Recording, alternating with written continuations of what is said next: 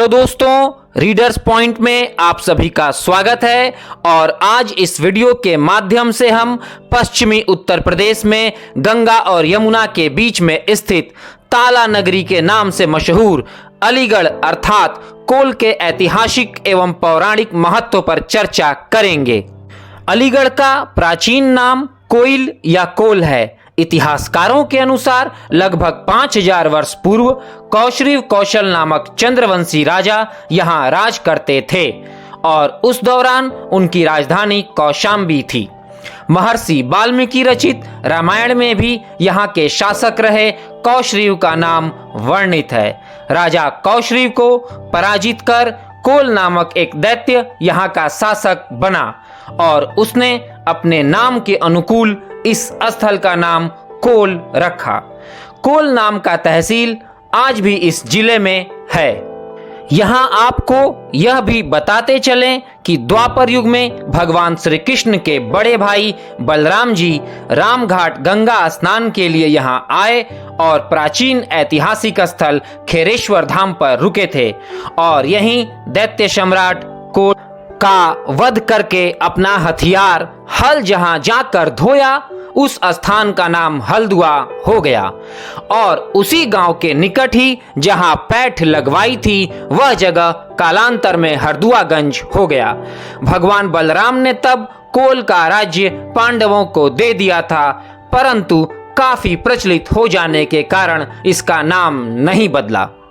मथुरा के संग्रहालय में जो सिक्के 200 ईसा पूर्व के सुरक्षित हैं, वह भी हरदुआगंज, सासनी और लाखनू के समीप की गई खुदाई में ही प्राप्त हुए थे।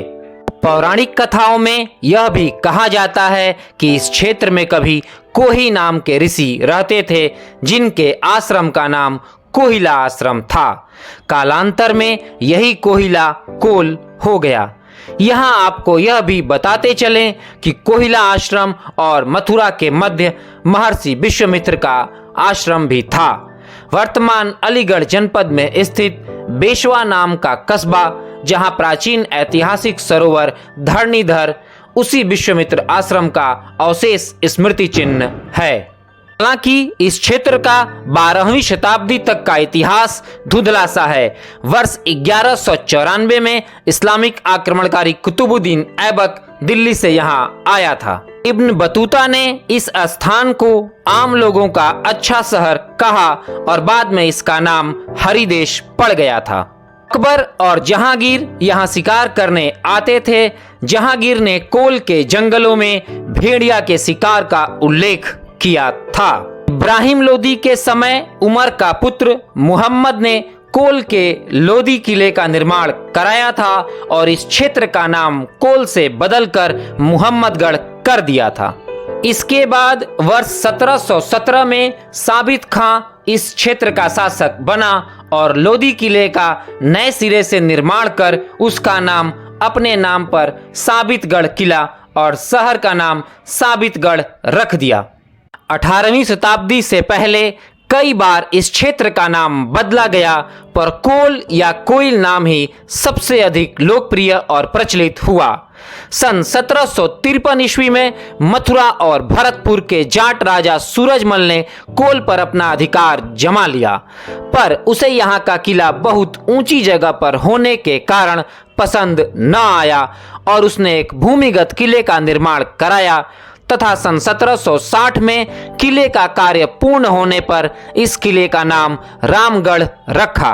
6 नवंबर 1768 को यहाँ एक सिया मुस्लिम आक्रांता मिर्जा साहब का आधिपत्य हो गया और 1775 में उनके सिपह सलार नजफ खां ने कोल का नाम बदलकर अलीगढ़ रखा।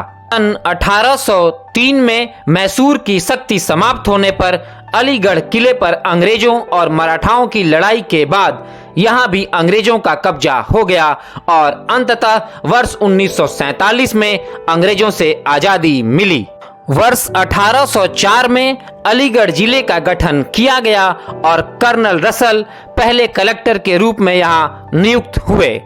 यहाँ सन 1870 में जॉनसन एंड कंपनी ने तालों का निर्माण शुरू किया था और यहाँ के ताले देश विदेश में अपनी अलग डिजाइन के कारण प्रसिद्ध हैं। अलीगढ़ में लगभग 5000 कंपनियां तालों का निर्माण करती हैं।